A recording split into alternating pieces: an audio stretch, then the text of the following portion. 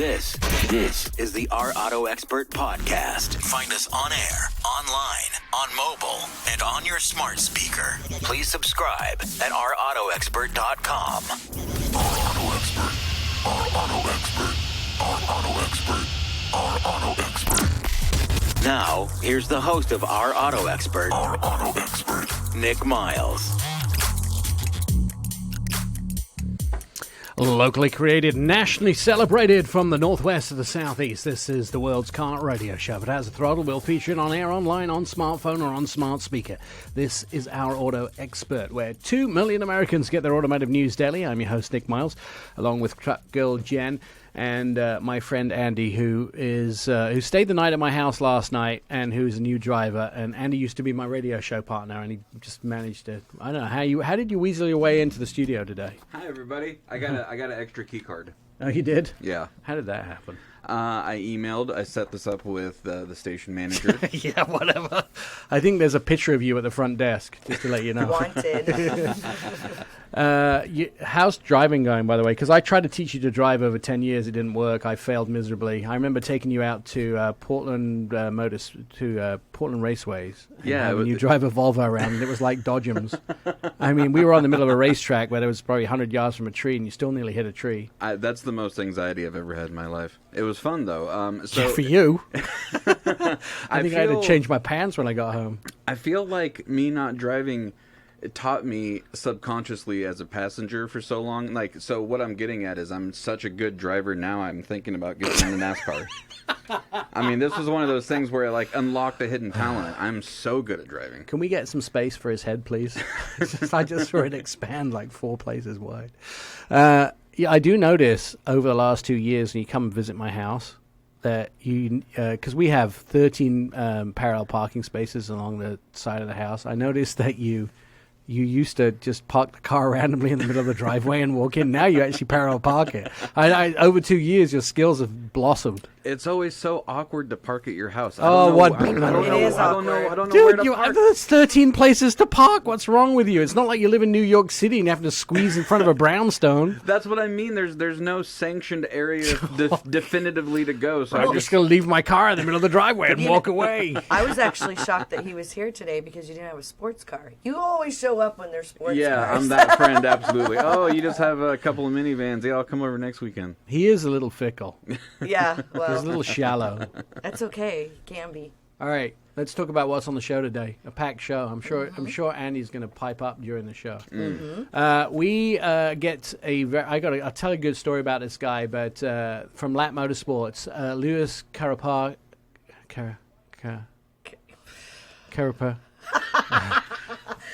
Yeah. Okay. Keep going, Nick.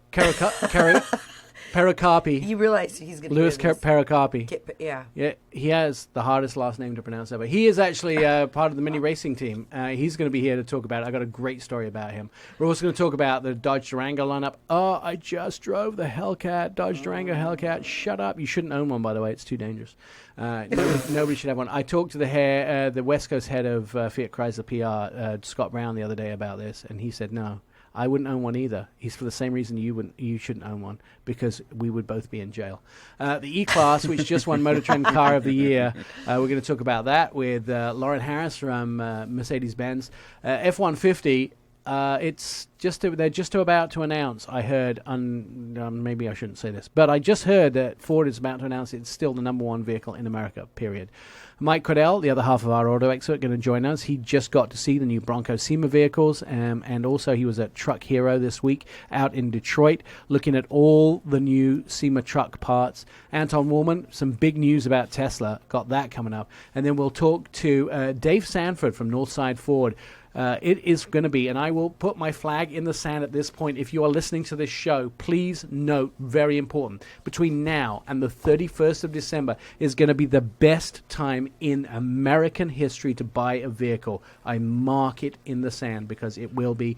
You should make sure that if you're going to buy a vehicle, do it between now and the end of the year, because prices are about to get serious. And Dave's going to tell us about commercial vehicles and trucks, because the money on the hood of these vehicles is serious. If you can find what you want, that might be the big issue.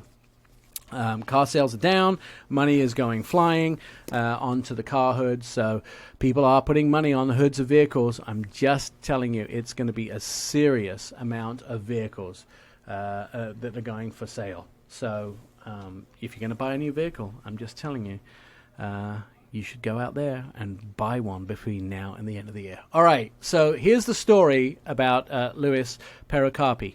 He, of course, heads up the Mini Racing team. I was at Mini Texas States 2016, which ended at Thermal Raceway in Palm Springs in California. And the head of the agency that heads up Mini PR came to me and said, Louis would like to come and take a picture with you, a selfie. And I went, what? He said, yeah, he's asked if he can take a selfie with you. And Louis, you'll have to tell me if this story is true or not, because I'm doing it from memory and it's 4 years old. So I said, sure. I mean, I'm always happy to take selfies with anybody that wants to. Usually I've never met a disgruntled fan in my life, but the head of the Mini Racing team, well, that's pretty cool. He wants to come and take a selfie with me. So I'm like, okay, let's take a selfie.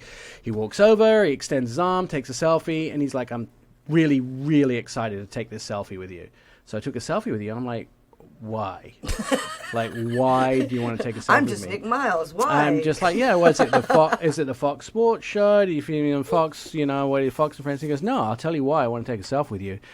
I'm supposed to go to work on Thursday mornings at a specific time. I think he said 7:30. I can't remember what it was. Every single morning, or 8:30, and I don't. I wait because your segment comes on Fox 59 in Indianapolis, where the race team is built. 10 minutes after I'm supposed to go to work, and we always wait and watch it. Aww. And I was like, oh, I make you late for work every Thursday. I feel really good about myself now. Is that how you remember the story? It's pretty close, yeah. It wasn't 4 years ago at Mini Texas State. We did, but it was at it's true that I watch your segment every morning here in Indy, and we were at the Test Fest at Thermal. Oh, okay, Test Fest. A couple of years ago, I think it was. Yeah, so I came up, I took a selfie with you, I posted it. But I don't know if you remember, I also crashed your segment, or you were doing a segment on the Toyota Supra GT4 car at SEMA last year, and I stood behind your camera guys and I started making funny faces. Oh, that's awesome. Yeah, and you did a really good job at, keeping it together. And then, we did another selfie then after that. You did a couple of That's takes right. on it. And I think it was because I was with Ed Lucas, who is the vice president of marketing. He was there too, and so I had to kind of hold it together so I didn't fall. You know what? I will tell you, because I'm used to doing live TV a lot of times, and you'd be standing out at some racetrack somewhere, and there's always some yahoos had 50 times the amount of beer that they've ever had before in their life, and they come running up, going, Mom, hey, Mom, in front of the camera. So you're always used to sort of, ignoring them, those sort of things. I'm pretty used to it. But that story, I do remember it was Thermal now. I was trying to put 2 and 2 together, and I actually got to 5, but it was only 4. It's that story has always been a great story, and that's really how we met. And obviously, you knew me. Every time I go to Indy, there's always an amazing response from anybody that I go to Indy from. They are big TV fans. In fact, they watch double the TV in Indy. And of course, it's a big race car market as well. And that's where you started LAP, your race company. And you have had really huge success racing minis. You've taken away some titles, haven't you? Yeah, I mean, first of all, I'm a car guy, and I grew up, with my dad racing, and one of the first cars I ever remember was his Mini. We did a trip. My parents, obviously, I was tagging along. I think I was 9 years old, and they were planning on moving back to Chile for a couple of years, and my dad, shipped his Mini over. And I remember driving from California to Houston. I have a picture of it too. And I think I'm about 7 years old, maybe 8. And he was going to ship the car from Houston to Chile, South America, where my parents are from. And that's one of the cars that always stuck with me from my childhood. But I'm a car guy. I've been passionate about I call it the art of engineering. Right. Four wheels, and I just love it. And I made a career out of it. I love the spirit of competition. And you're a pretty good driver yourself as well. Like the past seasons include 5 wins. Yeah, I always wanted to be a race car driver and drive these amazing machines, and it's a very expensive sport. And so as I was a crew chief and working, I figured I work in racing, and then eventually I built my team. I created my team in 2000. I started the team in 2009, but I didn't have any race cars, and eventually somehow we came together with Pat McKenna, who with Mini USA, and he wanted Mini to go professional racing, and I was creating my team, and that was the start of the Mini John Cooper Works racing team, and we've been very successful and extremely successful the last 3 years, winning three straight manufacturers championships for Mini USA. And we have some really great talented drivers that want to drive the Minis, and right. When we pull up to the racetrack, everybody knows that if they want to win the race, they have to beat the Minis. Right. Which is awesome. Sadly, we're scooting out of time really quickly here, but tell us, if people want to follow you and they want to see you race, what's the best place to go for them to keep up to date with Lap and the Mini JCW racing? Yeah, I mean, you can find us on. We have a website, obviously, Mini John Cooper Works Racing Team.com. Obviously, Facebook and social media, same name, at Mini JCW Team. Or they can follow me, Luis Perocarpi on social media. Perfect. Thanks, Luis. You're listening to Our Auto Expert.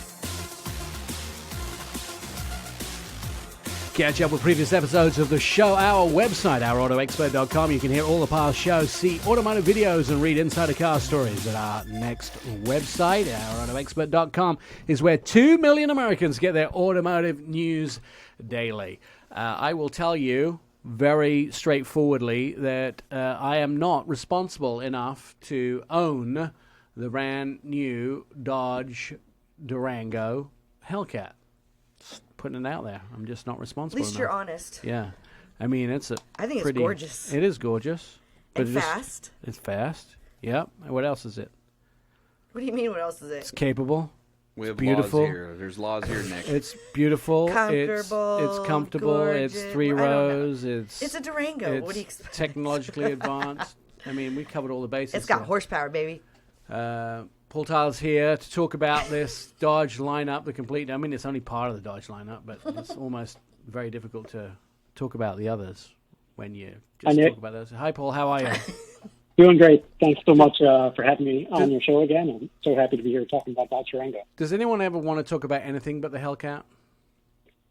We usually start with the Hellcat, and then we walk our way backwards down to the SR2 392, and then usually we stop at the R2. The affordable versions, so right? 15 seconds on like the other me. 2 versions, right?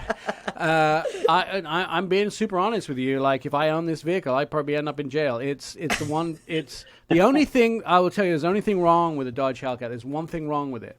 What? Because it's all-wheel drive, you can't do burnouts. That's the only thing. The only thing. I totally agree, but amazingly, because you have 4-wheel drive, you get all that power to the ground instantaneously. Yeah, but I want to do burnouts. I'm just saying. Is if there's some kind of fuse or something I can disable, a pin I can pull somewhere to just put it in 2-wheel drive, rear-wheel drive, just let me know. Oh, my God. We will not let the customers do that. Thank you. I'm not a customer. I'm just a tester. Oh, that's so, it. I think I fall under the exemption in the contract. It's a phenomenal vehicle. Let's talk about its design first of all, because I think that's an important thing. You made the front end look more sedan-y. The lights definitely reflect the Dodge sedan lineup. Yeah, no, we actually knocked it out of the park with the exterior design. The studio did a great job to refresh this car, and they took a lot of cues from the Charger front end. So they took a lot of space out of those headlamps. They thinned them up a little bit, gave them the full LED lamps across the entire board, and then bulked up that front fascia and raised up the spot lamps to really give it a real aggressive stance. A lot of times we talk about engineers being design, dream killers for the designers. Like designers go out and go, ooh, let's do this. Ooh, let's do this. This is going to look really great. And then the engineers come along and go, you can't do that, you can't do that, and you can't do that. But in this situation, they really had to be good friends and partners and sit next to each other, because what the designers had to do is two major things with their design. They had to get the air to go around the vehicle to make sure it cut through the air and was able to get the speeds 0 to 60 and the fuel efficiency that you wanted. But at the same time, they had to get the air to go through the vehicle to keep the brakes and engine cool. And those two things were really big, including getting that huge amount, 140 pounds of downforce from that spoiler on the back, which, by the way, if you hadn't calculated, is the size of a small kangaroo sitting on the back of the vehicle just to keep it on the ground. Oh, you just took my talking point to talk about kangaroos. No, it's a real iterative process with the design studio, with an automotive OEM. I mean, they put the sketch on the paper and it looks amazing, and then engineering has to iterate on that. And we did have an amazing team that worked on this. And to talk about a couple of the things you just mentioned, yeah, the airflow is absolutely number one critical item for a Hellcat. This engine gobbles up air, and we had to get enough air into it to produce that 710 horsepower and 645 pound-feet of torque. And the second thing you mentioned is the brakes, right? You beefed up the brakes on this. The 6-piston front Brembos, 4-piston rear with 15.75-inch rotors. But you have to get air to those as well. So the fog lines are actually deleted on all Hellcats, and that's in order to do two things. One is you get airflow into the engine, and also you have airflow into the wheel wells to help cool those brakes. So absolutely critical to hit those engineering specs, but also to create the overall look of a Dodge. Not to get into the weeds too much, but too late, we're already in. Let's talk about the vehicle that this shares some parts with, which is the Jeep Cherokee, the Grand Cherokee. This, obviously the Trackhawk. This shares some DNA parts, some design and engineering parts with that. It's made in the same factory, I think. They share a little bit, but this is considerably heavier, I think, by a few hundred pounds, but yet you still got performance numbers exactly the same. So you did something a little bit special with this. Yeah, I mean, the car is 6 inches longer, so I mean that's what gives it the third row and really this thing, changes it from the Jeep product into the Dodge Durango 3-row family SUV. So yes, it's heavier. But the second thing that we do with all of our Dodge products, and which is we're very proud of, is all of our times are NHRA certified. So yeah, we didn't cheat the system, but certainly we went and found a track that was near sea level and had the right air temperature and had the right grip and prep track. So our quarter mile time of 11.5 seconds is NHRA certified, and that is what we feel like we need to do for our cars, is to get the best conditions and the best day and the best opportunity, and that's usually at an NHRA track. Right. All right, true to form, in the last minute we have, let's talk about the other two. There's the 392 version. Yeah, so the 392 version is updated front end as well, just like the Hellcat. And it's got the legendary 392 engine, which is producing 475 horsepower, which is still amazing. Yep. And both of these cars, the Hellcat and the SRT 392, they tow 8,700 pounds, which is just unbelievable for this kind of car. And then really, the last thing I want to talk about, and what I think is the gem in the overall Dodge Durango lineup, is the new RT Tow and Go. So we took basically all the mechanical parts from an SRT and we put it onto an RT. So you're going to get the active damping suspension, we're going to get the 295 wheels, we're going to get the Brembo brakes, and all of that is going to enable you to take an RT and tow 8,700 pounds, which is amazing as well, because that car has the 5.7-liter V8 engine, but it was never limited by the engine. It was always limited by the grip on the ground. Right. So getting those wider wheels and the suspension, we're able to tow 8,700 pounds. I'd like to see police departments have the Hellcat one. I think that would be awesome. Are they all available now, or when do they go on sale? So all the vehicles are on sale now, minus the Hellcat. So ordering for the Hellcat is open, and that production will start in January. All right. I'm just saying I would like a Hellcat Durango, just not responsible enough to own one. And I'm not the only one. There are other people in the Dodge family who agree with me. They said they're just not responsible enough. But an amazing machine. You're listening to the Our Auto Expert podcast.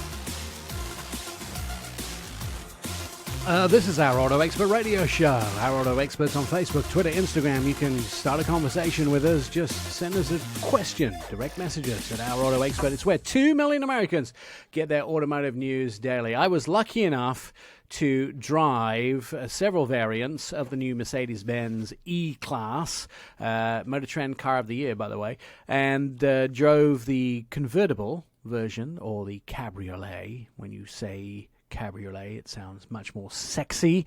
I also drove the brand new all-terrain version.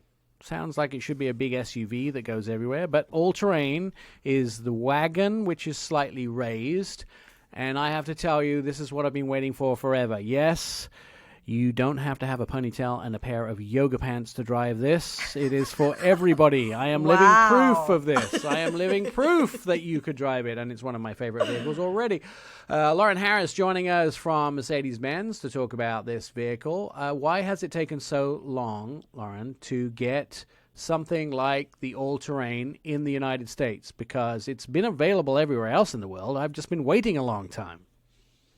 Yes. So first of all, thank you for having me. And I'm really glad to hear your excitement around this model, because it's something that I'm definitely really excited that we were able to bring to the U.S. with the facelift. And like you said, it's something that's been somewhat of a forbidden fruit in our market since it launched in Europe. And so we're really excited to bring it here for the first time. Because at the end of the day, it's a car that it's got that same luxury high-tech appeal of the E-Class, but now we're bringing this really good-looking, rugged exterior to the vehicle. And I think that that's something, you just said it, that our wagon customers are going to really be able to get excited about. And, it's no secret that the U.S. market has really been loving SUVs lately, and actually has been for a few years now. So by bringing the all-terrain to the U.S., we're really able to lean into that popularity of the SUVs and bring some of that SUV-like character to the same wagon that we all know and love. So I'm glad to hear you're excited that it's here, because we're excited that it's here too. And I think it's going to be something really great for our wagon customers. I mean, those of us with European heritage have always known that an SUV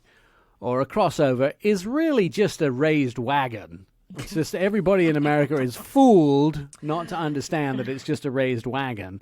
It's just that when you lower it, people don't get it. So now, with the all-terrain, it's just they've raised up a wagon an extra inch, and there you go. This is what you wanted. Now you got it. I mean, it's not as tall as... Go on.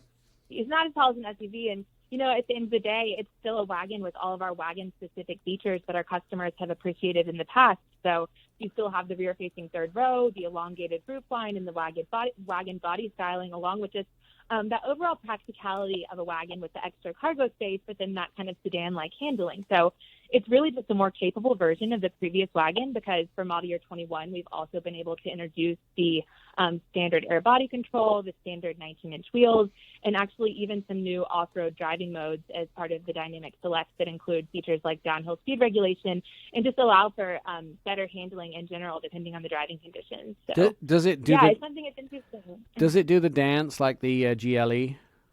It doesn't do the dance like the GLE. No, it's still a wagon, so it's not an SUV. It's still a Mercedes-Benz wagon. Oh, I think if you added the dance, I'd be even more excited about it. So for those people that don't know, the GLE, it has this mode to get you out when you're stuck in sand, and it does a dance. If you want to see that, you can go and see my Mercedes-Benz or my Mercedes-Maybach GLE 600 review on ourautoexpert.com. You can watch me do a dance in the vehicle.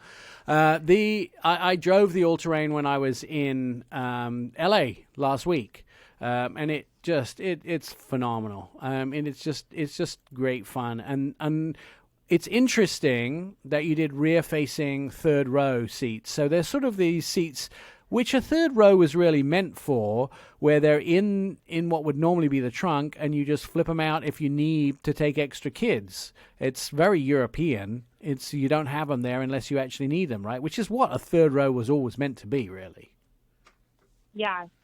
Yeah, and it's just an extra feature. I mean, it's just an added bonus on the wagon, really. Because like I said, one of the appeals of the wagon is you get that kind of sedan-like styling and interior, lower to the ground, sedan-like handling, and then now you have that extra capability. And then, of course, you can have the rear third row up or down to get that extra cargo space as needed. So it just really contributes to the overall practicality and versatility of the vehicle. And the best part about that is I can put people in the third row I don't want to look at because they face the other way. That's the best part about it.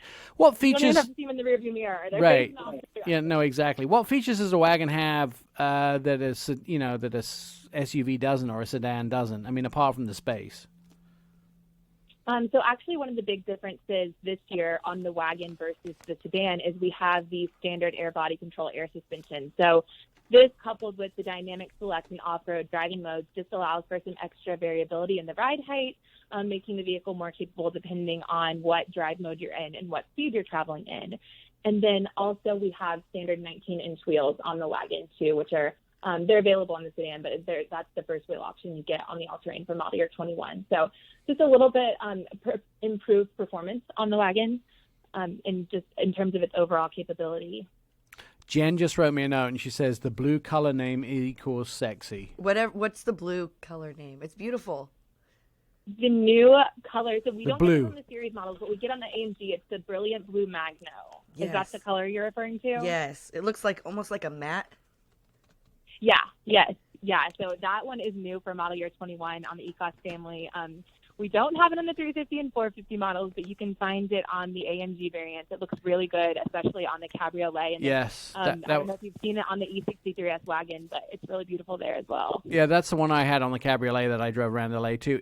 You guys have been hitting it out of the park with those colors. I'm always a bit afraid of them because presumably you have to wash them with a toothbrush. Is that right?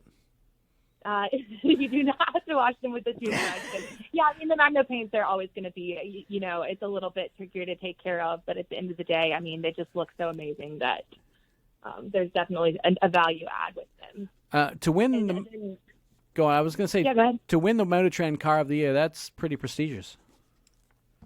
Yeah, and that's something that we're really excited for you. It's a really exciting year for the E-Class just with the mid-cycle refresh, and I'm really excited to see the family get that kind of recognition, especially in the unique scenario where it's the whole E-Class family. So you hear the E-Class being referred to as the heart of the brand, and it's an iconic model in the Mercedes-Benz family, and I think that for model year 21, it really got the refresh it needed to continue to set the bar in terms of luxury, safety, and performance, but, now with a little bit more sporty and modern design character, so it's definitely something that I'm really excited about. It's a big accolade for the E-Class family.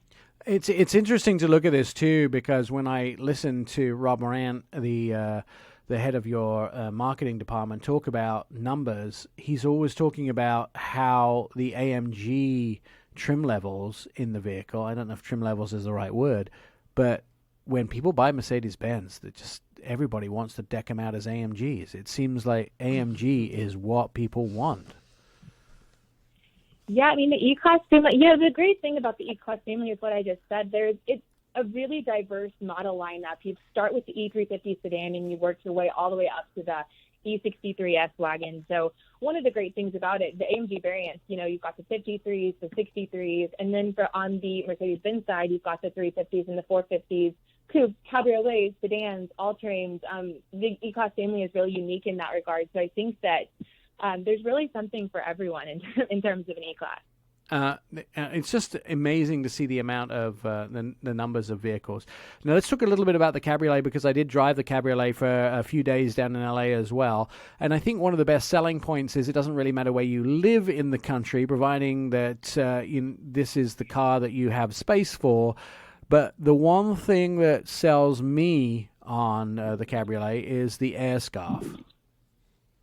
Yes, that is actually one of my favorite features. So I love that you love that. It's funny. So the air scarf, for those of you who don't know what that feature is, it's built into the headrest, and it will blow warm air around you when you're driving. And one thing about it that a lot of people might not know or take advantage of is you can even do it when the top of the Cabriolet is up. So top up driving, top down driving. It's one of those things that really sets Mercedes-Benz apart and gives it that extra luxury appeal. Who doesn't want to ride around with warm scarf of air blowing around your neck in cold weather. It just makes it. Jen really wants it all the comfortable time because even when we drive together in a car and it's like 90 degrees out, she still has the seat heater on. I have to tell you. I feel that. I know. buds. I love it. Noted. Yeah, heated front seats are a new standard feature for model year 21 on the sedan and all-terrain as well. So. All right, so E-Class on sale now. Is every variant on sale, or are we waiting for on-sale dates? How are we looking? All of the series variants, so all of the Mercedes-Benz variants are in the market and ready. So the all-terrain that we just talked about and the Cabriolet are also on sale and already available. And how many variants are there? You probably can't remember. Oh my goodness, there's a lot. A lot. A lot of variants. Right. Starting with we've got the 350 sedan, the 350 4MATIC, 450 4MATIC, 450 all-terrain, two Mercedes-Benz variants with the coupe, two with the Cabriolet. I can go on and on. There's an E-Class for everyone, like I said. It sounds like it. And then, of course, you get to the wagon, which the E-Class E63S wagon, which you can even put in drift mode. I mean, it's ridiculous. And I have done that, by the way. And I've done drifting and burnouts and all those things. I mean, you can go from the sedate family four-door that is your everyday runaround to the wagon that you can drift in circles and do donuts on a racetrack. It's unbelievable. Bolstered seats. Does it have Is that what too? you're doing? Yes. I thought you were showing me that you had love handles. No. Does that mean bolstered seats? The bolstered seats. Okay. They make me giggle every time I go around the corner. Okay, is that all it takes? Bolstered That's all seats? it takes. She was like pinching feel her the sides. I was insecurity. trying to work out what she was doing. Bolstered seats. Is that's sign language for bolstered seats. Okay. There you go. Congratulations on winning Motor Trend Car of the Year, Lauren Harris from Mercedes-Benz. The vehicles are great, and Mercedes-Benz, of course, taking away the prize. More to come on Our Auto Expert. Stand by. You're listening to Our Auto Expert. Your smart speaker can be your radio. Just say, hey Google, hey Alexa, or hey Siri, play Our Auto Expert radio show. And all the previous episodes of the podcast are available. Hours of endless fun await you. I'm Nick Miles. This is Our Auto Expert radio show. 2 million Americans get their automotive news from Our Auto Expert. A lot of interesting news happening this week around Our Auto Expert, and automakers unveil a proposal to speed up self-driving deployment. A group of representatives of major automakers unveiled last Wednesday a proposal aiming to make it easier to deploy thousands of self-driving vehicles in coming years, according to a document seen by one of the big news agencies in North America, the Alliance to Automotive Innovation, a group of representing General Motors, along with Toyota, as well as Volkswagen, and most other automakers say the U.S. Transportation Department should establish a robust national pilot program for autonomous vehicles, testing and deployment, and create a new vehicle class for autonomous vehicles. The current standards were written... Oh, that was Andy's phone. I'm sorry, I was right. trying to download something. Were you? Like Our Auto Expert? I was trying to get the app, yeah. Yes, see, there you go. Current standards were written assuming that the presence of a human driver was in every vehicle, which presents a deployment barrier for vehicles without a human controlling the steering wheel. Volvo bosses are expecting the company to become EV only in the next 9 years. 20% of the brand's global sales this year were electrified vehicles. Volvo is one of the companies in the automotive industry that's embraced electrification at a faster pace. The Swedish brand, which is actually owned by Chery in China's final model to feature a combustion engine, is likely the next generation of XC90 by 2030. Volvo bosses want the marquee to deliver zero-emission cars only. Talking about taking a look at the next decade, Geely owners want 3 milestones to be achieved. The first one, 20% of its global sales to be electrified. They should be able to achieve that this year. Then by 2025, Volvo wants half of its sales to be fully electrified by 2030. And finally, it wants to go all electrified in the next 9 years or so. Honda says the S200 is reportedly coming back. That's right. They have we've thought this will happen for a while. It looks like it might come back with the Civic Type R engine. It would allegedly arrive in 2024. 4. This takes a massive and giant leap forward. We're putting 2 and 2 together to make 454. There's some information that suggests this might happen, but a source at Honda tells certain magazines that they have received some information that the S200 is under consideration by the brand, and allegedly there is some sort of investigation about whether the new sports car would arrive by 2024. Do you remember sitting in a Honda S2000 at the Portland Auto Show, Andy? I sat in it twice because it was so comfortable. Yeah, but remember your head came above the roof line? Yeah, the top it did. was down. It poked out a little You could bit. actually see above the windshield. Yes, when I was a big boy. I'm not sure that you're actually. I'm not sure you're actually fit for that vehicle. It's only fit for short people, really. Yeah, no, I can't get my left or right leg in it. Battery costs are falling, and electric vehicles are starting to become cheaper. Battery costs are really jumping down. It's now down to $110 per kilowatt hour, making such cars very competitive, using more than using internal combustion engines, according to Benchmark Millennial Intelligence, BMI. One barrier to making electric vehicles has always been the higher cost of producing lithium-ion batteries, which has always been above $120 per kilowatt hour, up as much as $280 per kilowatt hour in 2014. So it looks like battery vehicles are much cheaper. And gasoline engines, vehicles going to be stopped in Japan in 2030. Let's see if that works out well for them. Plus the Fiat brand saying they are going to go all electric, 60% electric, by 2021. The last electric Fiat will be coming to an end, or the last gasoline Fiat will be coming to an end in sometime in the future. But by 2021, 60% of their vehicles will be all electric. I'm not sure how I feel about electric cars. I like you can plug them in. I like ideas like Ford's SUV electric, but I like electric vehicles as long as they have range and space. Take those two things away, I'm out. And speed. In that order, though? Range, speed, and space. Okay. That order. Yeah. Speed, range, and space. Speed first, range, and space. Well, usually electric cars. They have to have all three, else I'm out. Yeah, you're not even going to look at them. Yeah. And styling. They can't, if they look like a dead fish, which a lot of the electric cars do, I'm out. Seriously. Some of them move like one. Yeah. And that's just the end of the driveway. I'm serious. Those things, what do they have to have for you, Jen? They have to sound like a truck, be as high as a truck. They have to sound beefy. I just don't like that there's hardly any sound. Really? In a lot of the electric cars. No. How do you feel about sound that gets piped into a vehicle? Yeah. You wouldn't know. Well, that's what you keep telling me. How many vehicles, which vehicles have you ridden in with me that you know the sound's piped in? I think there's a Lexus. Is it the Lexus 500? LC 500, okay. Is that right? Did you like that? I'm not telling you which ones. Oh. How do you feel about the sound of that? It was fine. How did you feel about the sound of the Hellcat? I love the Hellcat. Oh, But that dear. one's piped in, I know for a fact. You do? Yeah, that's what you told me. I did? Yes, you did in Okay. the car because I was disappointed. It's not piped in. It wasn't? No. Then what were you telling me that was? Uh-huh. How do you feel about the sound of the Mercedes-Benz AMGs? Oh, I love those. You do? What about the sound of the BMW M8?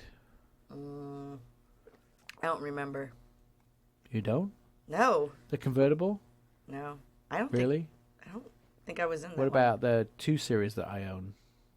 I haven't been in that one either. That one sounds nice. Does By the it? way, yeah. Yeah. It's clean. And that one's piped in. Yeah. Yeah, I knew BMW. I'm just saying, most people have no clue it's piped in, and they get all up on a big high horse and say, oh, there's manufactured sound on the inside. No, most people can't tell, and if you can tell, it's because you've read it somewhere. Well, it's pathetic, but I love turning on my Chevy truck that's old, the older one. Yeah. Because it's like... Blah, blah, blah, Is blah, that the blah, one you blah, have to blah. shovel coal under the engine? No. Very funny. No. I think sound is important because it's It such a is. visceral feeling. You know what I do dislike immensely? But But I understand why they do it. Toyota have this sound when you put the car in reverse because most of them are electric, let's say the hybrids, they reverse in electricity alone. They have this sound so people know it's moving and reversing. When you put it in reverse, it sounds like the brake got stuck on. It goes. Oh No. No. Who As thought you're of that? reversing it. I don't know. The Japanese. There was a lot of people that greenlighted that too. Yeah. Like, yeah, let's do that. Yeah. I'm Honestly, sure. it makes me feel like the brake is stuck somewhere. One of the brakes is stuck on the car. It hurts. I feel uncomfortable. It shouldn't happen. I'm just saying. Some people, they make horrendous mistakes, and you're right, Andy. Sometimes I wonder, how did you guys not work this out? Doesn't make any sense. You know who got it right with everything? Ford with the F-150. Still the number one truck and the number one vehicle in the world. We'll talk about that coming up. You're listening to the Our Auto Expert podcast. Locally created, nationally celebrated from the northwest to the southeast, this is the world's radio show.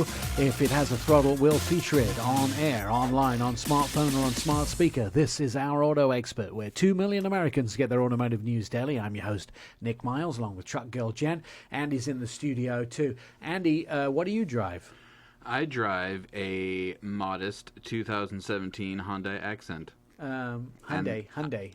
Oh, Hyundai. You said Honda. Hyundai. Oh, not a Honda, not today. Hyundai. Hyundai. Yeah, and I'm like a third of the size of it. It comes to something when your friend has to tell you what you drive. I guess I am the car guy. Have you ever thought about a truck? I did almost. Yeah, I almost did. I wanted like a Ford, like a 750, but they didn't have those. 750. I think a 650 is the biggest one they make. Well, I'm waiting. F650. I'm waiting for the F750. Really? Yep. You seem like an F-Series type of guy. Yeah, I wake up usually in the morning ready for F-Series, but I'm holding out. For an F-750. Yep. Why don't you just get a semi and be done with it? Exactly. The good thing about the semi is you can just detach the back end. Yeah, I could just live in that, right? Yeah. They have a cab sleep in the back. Well, I mean, I am a hugely good driver. I think I could go across the United States and back. Try parallel parking that in my driveway. That would be a lot easier. I don't know where to put my car. There's so much room. It's like a parking lot with no white marks. I'm not spraying my driveway with white marks just for white lines just for you. That would help a lot. I would know where to go. I just my awkwardly God. stop in the He middle of the needs driveway. reflective strips at night. Nick, I need you to come out and guide me in like an airplane. Yeah, with like little aura light battens and a reflective vest. Please. I don't know what I'm doing. I feel like you should be in a truck. I do look like a truck guy, don't I? You do. Yeah, I definitely don't look like I should be in a Hyundai. But you know what? Great gas mileage, and I look pretty good in it. You know who knows all about F-Truck series? Tell me. Yes. Is Travis Calhoun. He's from Ford, and he is the F-150 consumer marketing manager from Ford. Are you sort of tired of Ford being on top? Because your job is pretty much done for you, isn't it, Travis? Nick, we like to think that we never rest. It takes a lot of effort to try to stay on top, and we want to try to stay there as best we can. What do you mean a lot of effort? You're like 400,000 units above your nearest competition. You're really outpacing. That's not fair, but that's not by mistake. That takes a very concerted effort by a wonderful team of individuals and our awesome dealers across the country, and we look forward to continuing to deliver our 44th year of leadership if all goes to plan at the end of the year. Is it now? So you've been the number one truck in the United States for how long?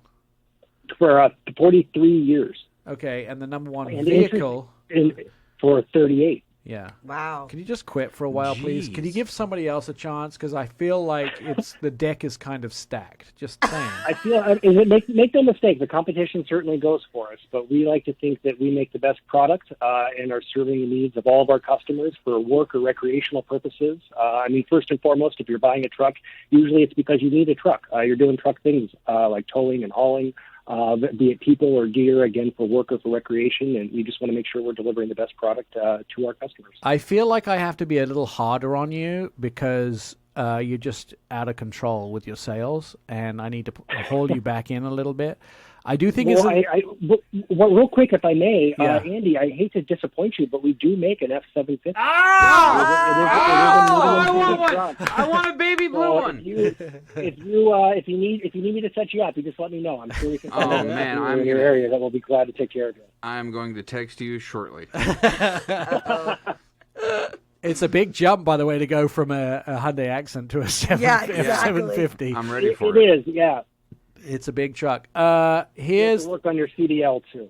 Do you know? Yeah, you have to get a special license for that. I got that. Travis, you know what I think is ironic?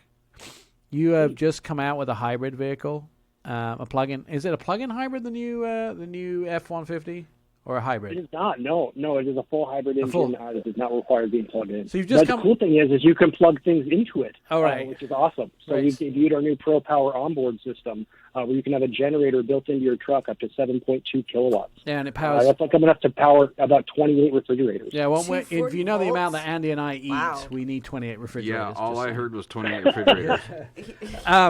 You know what I think is? I think what's ironic and funny about that. So obviously that uses electricity in part, even though it's created by the gas engine. But what I think is funny, and I was giggling about this yesterday because I was thinking about it, is the fact that the majority of your of trucks, or a good number of your vehicles, are purchased by the oil, gas, coal industry, and yet you have a hybrid truck. I think that's hilarious.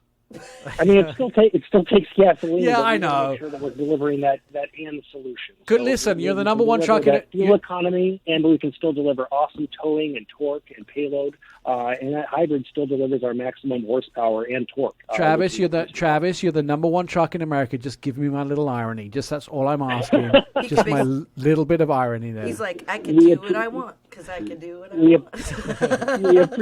we appreciate all of our customers regardless of the All right, so listen, I think it's also quite funny that your competition has an ad out there that they have a 12-inch screen and it's not an F1 and it's not an F-150 and they have a 12-inch screen, yet you're still outselling them. I think that's funny too. But the really cool thing is that we are now offering our version of a 12-inch screen on the 2021 F-150. And what's even one thing I'm particularly proud of on other competitive trucks that is exclusively reserved for the more premium trim series, we've brought that into about 50% of our lineup. So about half the trucks we are producing will have that 12-inch screen in it.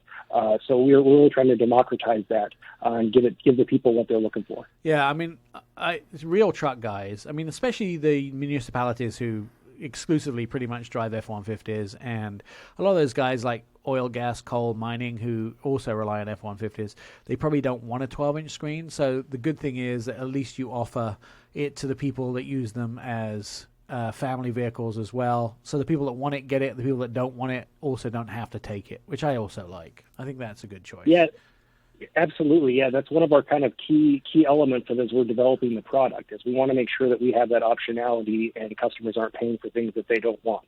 We still make trucks with manual windows and locks because there are customers that don't want to spend money on that, such as those municipalities and construction sites.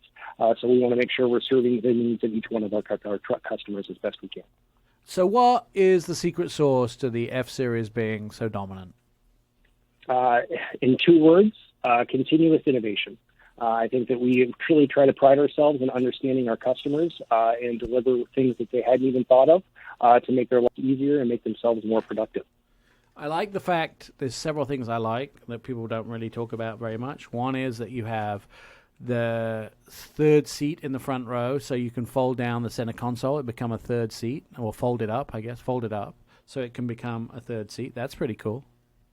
That is pretty cool, yeah. And it also cool. It works in the reverse, so you can fold it down now and turn it into a table.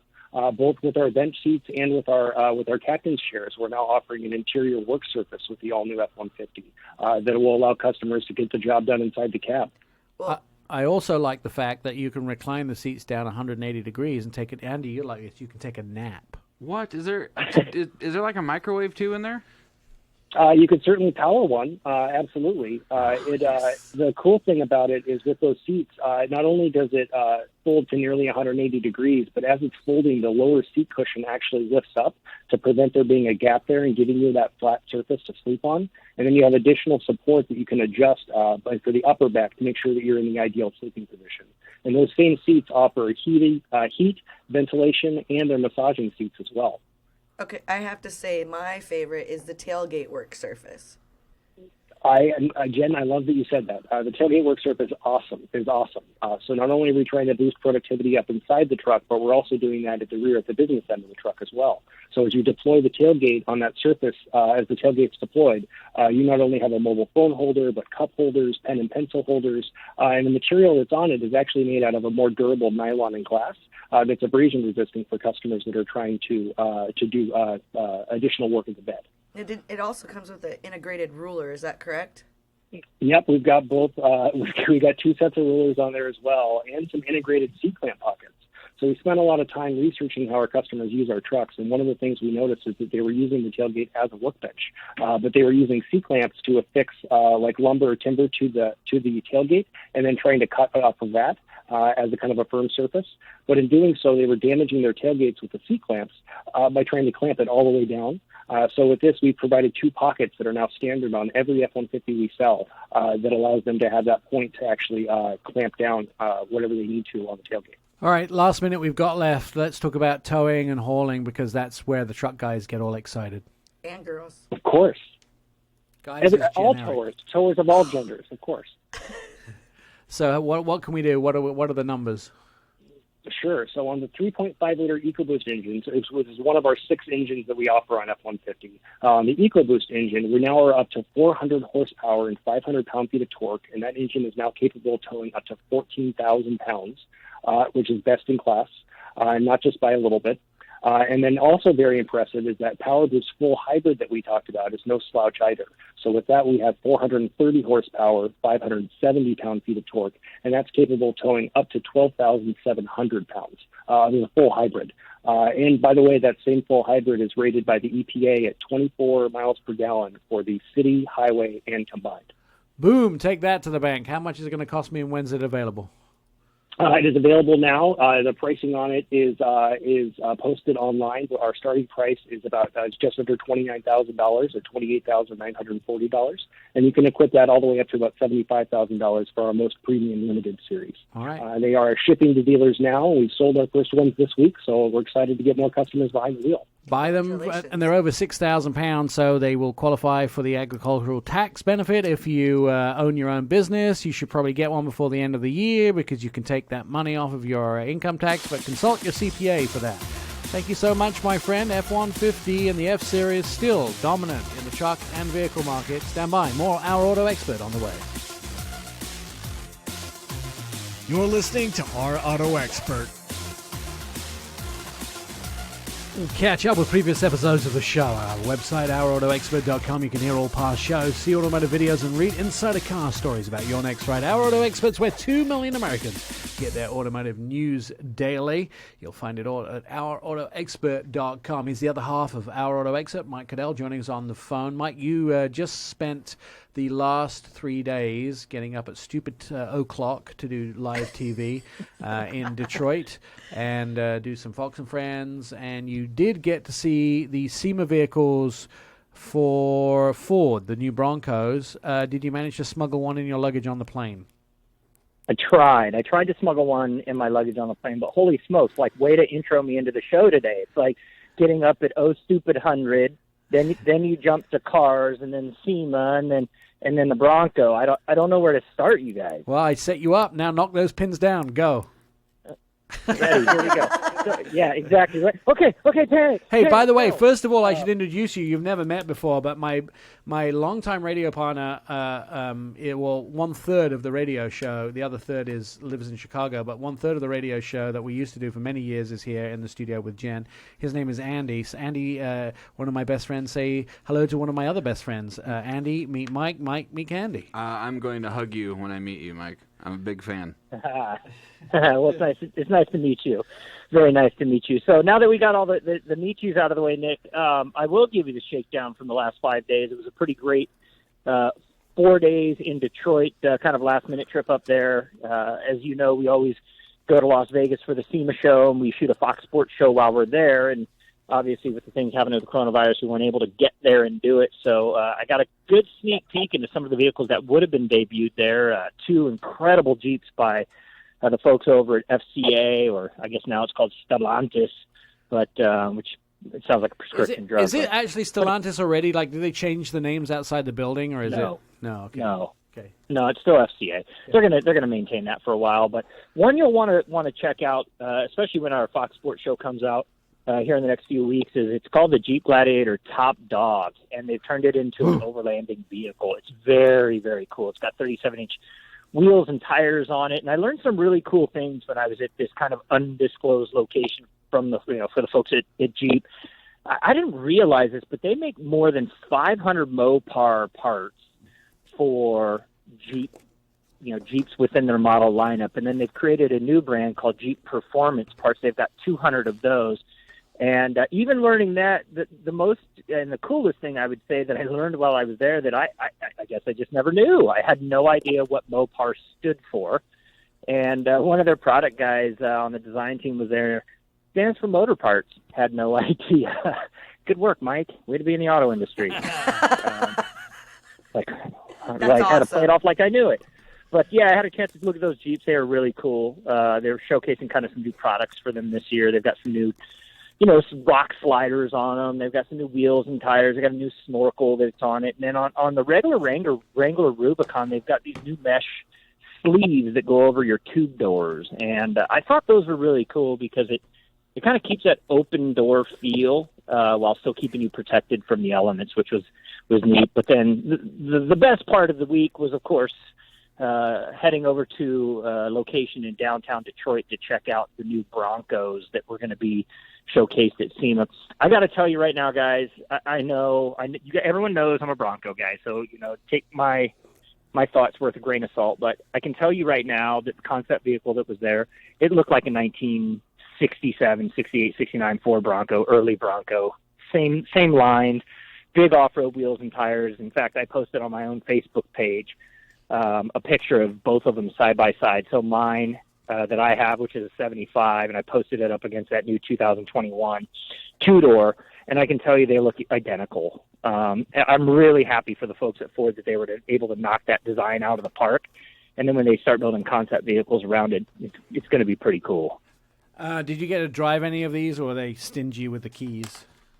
I did get to drive the Bronco Sport, which you've also driven, Nick. Yeah, and I know we can't really talk about our driving experiences as of yet. They're still under embargo for driving impressions, but until Monday. But let's stop. Just outside of driving, tell me your thoughts on the Bronco Sport. Yeah, incredible. Okay. Absolutely incredible. I think it'll be one of the most underrated vehicles until consumers get behind the wheel, and then once they do, you're going to hear across the country people raving about that car. It does have active exhaust on it, and that active exhaust, when you move it into sport mode, totally changes the dynamics of that vehicle. And I can't obviously get into what it does, but I can tell you that it is a lot of fun to drive. And I think they knocked it out of the park. I think it's a small version of kind of the new Land Rover Defender, and I think they did a great job on that. And then I closed out my week actually at Truck Hero, which is a company, Nick, you and I know very well, in Ann Arbor. And, it's a company, they've got more than 20,000 parts for Jeeps. Listen, think about that, 20,000 parts. They are the number one Jeep supplier of parts in the world. They're a more than $1 billion company. They have their own photo video studio, and I spent about 5 hours there yesterday morning in Ann Arbor looking over their new Jeeps. They have a new Gladiator Overlander they built, and, of course, a Wrangler Rubicon as well. And so some cool stuff that they're building for these vehicles. And how many parts did you manage to steal? I got about 14 in my bag. Boom! Yeah, at least you've got to come home with something. 14. Like, you can do all these TV interviews, but you've got to win at some point. You've got to put stuff on your own vehicle. I'll tell you what, it was such a great week to be in Detroit, spending so much time, both doing live television on Thursday on Fox News and Fox Business, and then closing the week out, bookending the week, really, on the front and back end with Fox Sports doing our show. It's great for the Our Auto Expert team to be out there pounding the pavement, and checking out some of these cool cars before a lot of other folks get to. And, it's just easy to go to that Our Auto Expert website just to see what's shaking in the auto industry. So tell me in the last minute that we have left when we can see some of this stuff on the website or on TV, or when we can have packages that you're going to show off all your special sparkly stuff. Is that you stabbing me in the side right now saying, dude, where are you? Get your work done, Mike. Ouch. Mike's too busy flying everywhere. No, you're right. So over the next few weeks, we're gonna have some great news packages up. We're also gonna have some new YouTube videos. We did a full walk around 10-minute video, both at Truck Hero and one at FCA, with both of the engineers that designed the vehicles that would have been at SEMA. So it's really cool. You'll be able to see those. Those are going to go up here in the next week. So if you just keep checking into that OurAutoExpert.com website, you'll see the news packages popping on stations across the country, and then the YouTube videos as well. All right, I put a reminder in the calendar, so I'll be reminding you in 2 weeks. Mike Caudill, the other half of Our Auto Expert. Check all of his reviews online. You can see all of his great videos and read all of his great content. We'll have more of that great content coming up. Stand by. Here we go. You're listening to the Our Auto Expert podcast. This is Our Auto Expert radio show. Our Auto Expert on Facebook, Twitter, and Instagram. It doesn't sound very good when you run the words together. You can just direct message us if you have a question, and we will answer it. Our Auto Experts, where 2 million Americans get their automotive news daily. Anton Wahlman, independent analyst and investor. He can be read at the street and Seeking Alpha. He joins us every single week to discuss what is going on in the world, especially when it comes to electric vehicles, Tesla, and business. Globally, Tesla's BEV market share fell from 21% in July to just 16% in October. That reflects a massive new BEV competition in Europe, but also in China. Interestingly enough, I'm sure their share price hasn't reflected that. Tesla in trouble. We keep thinking they are, but they seem to bail themselves out. What say you, Anton Wahlman? Well, there's certainly a disconnect between what's going on in the stock market and what is going on in terms of the actual sales of the product, because as we break down the world into its main three geographies, namely Europe, North America, and Asia, of course, as far as Tesla is concerned, consists mostly of China, we see clear market share losses in certainly Europe. But also when we add them all together to the global level, Tesla has a quarterly pattern in which it sells and delivers most of its cars in the third and final month of the quarter. So that'd be September, December, March, and June. So when you compare sales for Tesla, you really have to compare apples to apples. So if you're comparing sales in October, you really have to compare it with July and April and January and the previous October. So if we take just the most recent data here that we have the full numbers from October out. We don't quite yet have the full numbers for November. That's coming soon. But when we have take the full numbers for October and compare them to July, Tesla's global pure electric vehicle sales market share fell from 21% in July to 16% in October. That's a pretty big fall in market share, and that really reflects just this onset of massive competition around the world, most importantly by far at this point in Europe, where all of these types of electric cars that we don't really see or hear from in the United States, we don't even have some of these brands selling in the United States, are very competitive in Europe. At the same time as the new European BEVs come out, Tesla's going to be under more and more pressure as time goes on. That's right. So Europe is where the action is right now, because if you look at the sheer number of very qualified mid-range to slightly higher-end battery electric vehicles, that's what we call BEVs.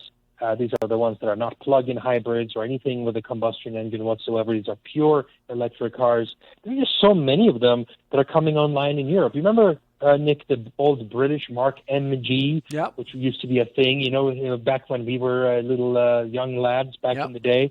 They're owned by a Chinese company now, and they're selling an attractive crossover in Europe that is solidly in the top 10 bestsellers in most countries for many months in the European car market. Wow. We never see that in the United States, but that car alone is taking a hefty market share away from Tesla. And you can go down the list. Peugeot, Citroën, Renault, Fiat, all of the Opel, all of these brands that are very, very attractive models sold over there that are not sold over here. In Europe, for example, Mazda is selling a pure electric car. It's not sold in the United States at all, but it is sold over there. Mercedes, same thing. very attractive crossover, similar to a Jaguar I-Pace or a Audi e-tron. Very good seller in Europe, is not sold yet in the United States. Now, in October, you're saying that they went down to 1% in Europe. That's... Europe, yeah. That's all worldwide. Their market share went from 21% to 16% of pure battery electric vehicles. But in Europe, they actually fell all the way down to 1%.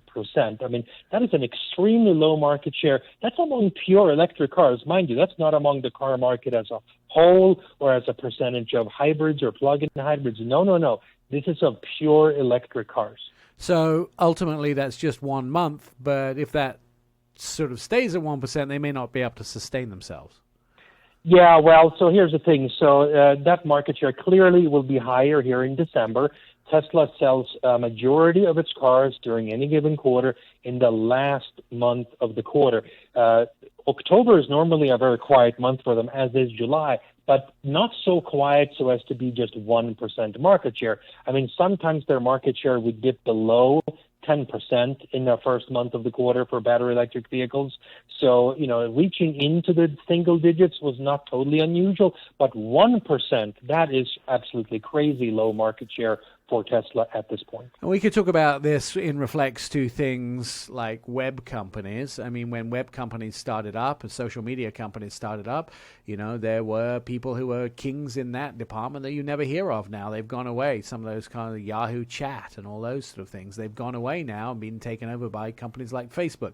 And ultimately, Tesla was one of the first companies to do this. And ultimately, they may not exist in time because other companies come and do what they do, but do it better and more efficiently and more solidly and more reliably. So who is starting to shine in Europe?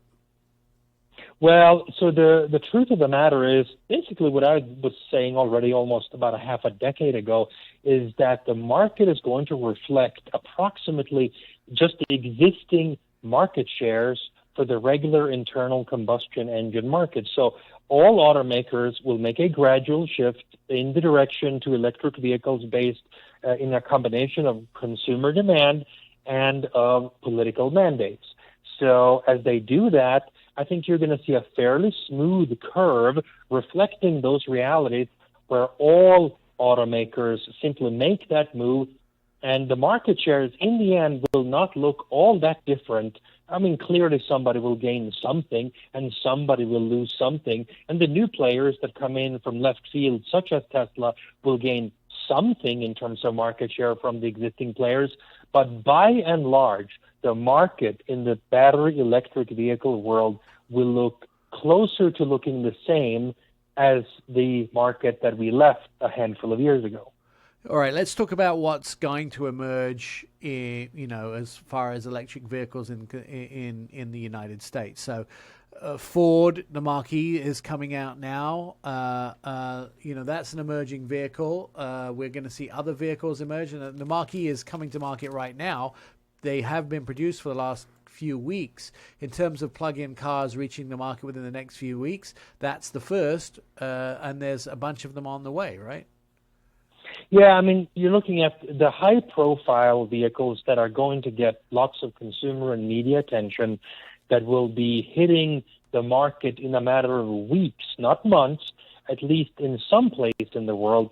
I think the top three right now that stand before us is the aforementioned Ford Mustang Mach-E, which will commence sales here in the U.S. in just the next week or two.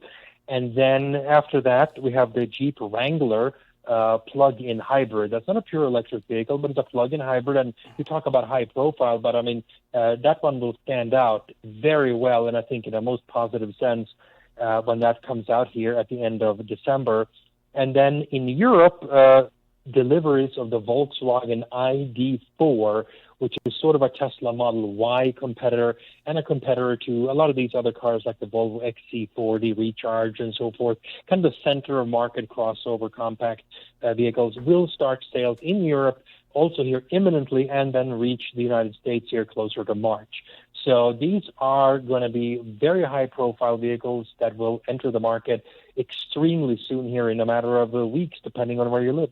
The Jeep 4xe seems to be a little delayed. I think we were initially looking at the beginning of the year, but it may be now sort of March-ish or February, March, somewhere time around that. But that's just a plug-in hybrid, right? Correct. So it basically is, think of it as a giant Chevrolet Volt with a V as in Victor, in a Jeep Wrangler all-wheel drive. So there's a lot of people who had wanted something like this. I mean, the Jeep Wrangler is unique enough as it is. And, of course, this will add, I forget exactly, about maybe 500 pounds or so to the weight of this vehicle. And but it will add the ability to drive in the ballpark of 25 or so miles on electric power, and to also save that electric power to do some rock crawling, where, as you know, with an electric motor and that power, it can certainly enhance certain types of off-road ability as well, because of the precision and the smoothness that it adds into the equation. All right, one last question for you, Anton. Is anybody developing anything along the lines of the Mustang Mach-E? Because I haven't seen Chevrolet really or FCA come up with a vehicle that is the same sort of size with the same capability. Chevrolet seem to be developing some smaller vehicles, but I haven't really seen anything unless it's a luxury. But there's no family cars out there that I have seen unveiled that meet the Mach-E's 300-mile SUV style, performance style, coming to market in the United States in the next year. Well, you could argue that the slight performance enhancement that Audi has announced, so the Audi e-tron, sort of kind of gets there. You can sort of argue that the Jaguar I-Pace is extremely close to there. And I think what you're seeing in terms of the first crossover vehicles that will come out from the Hyundai Kia group will also be pointing a little bit in that direction. They will have lower power versions for slightly more budget, and they will have souped up versions with more power and so forth for the performance end of the market, the Hyundai N line and so forth. So there will be many models in that corner of the world, and of course Tesla itself with the Model Y is already there.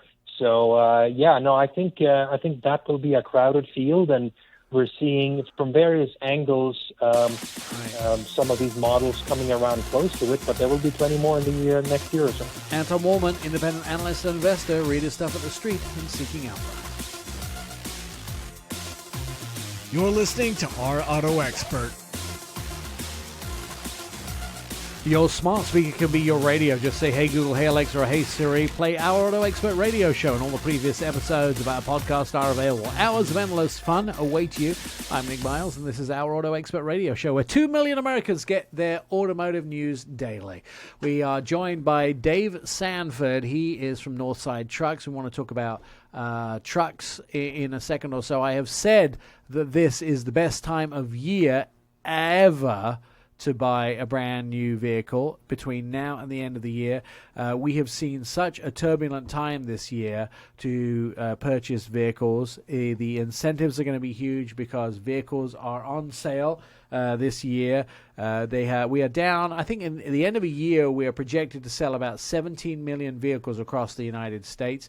This year, it looks like we're going to sell about 5 million vehicles short from those vehicles, which means that the car companies want to make up those sales. Now, even though companies were down for a while, factories were closed for a while, it still means that they want to catch up and they want to sell as many vehicles as they can to bridge those. You know how your boss is. He always wants to be able to show his boss that they did a really good job at the end of the year. Well, sales managers for car companies always want to show their bosses that they did a really good job at selling vehicles by the end of the year.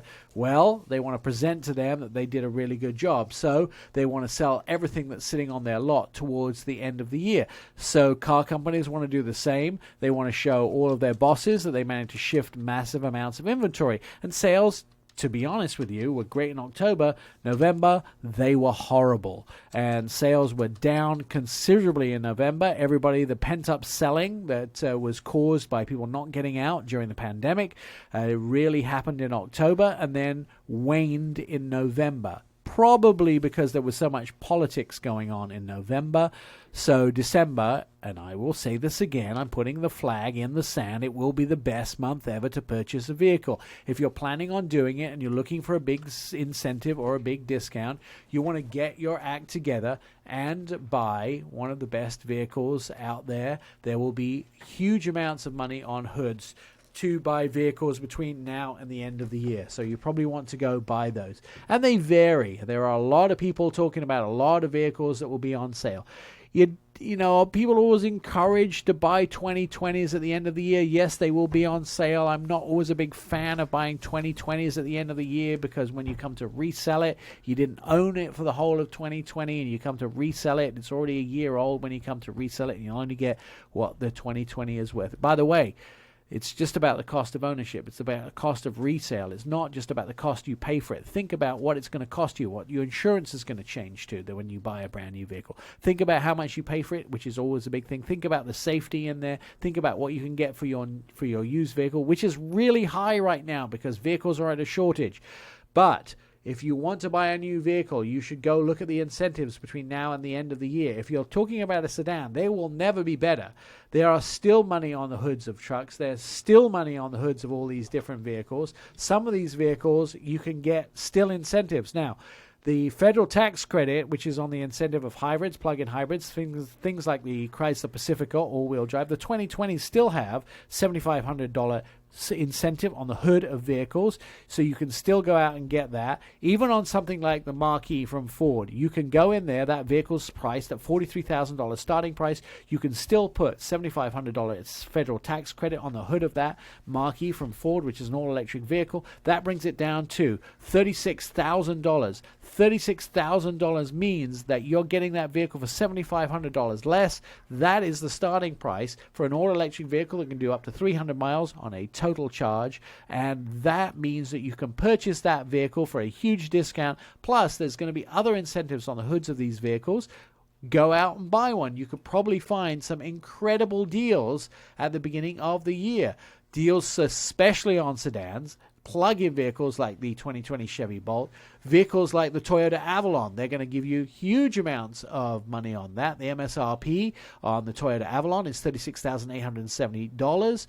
You can get $5,000 cash back on that vehicle. The Volkswagen Jetta for 2020, although it starts at under $20,000 at $19,815, they are going to give you $0 down on that vehicle and $229 a month on a lease for 39 months.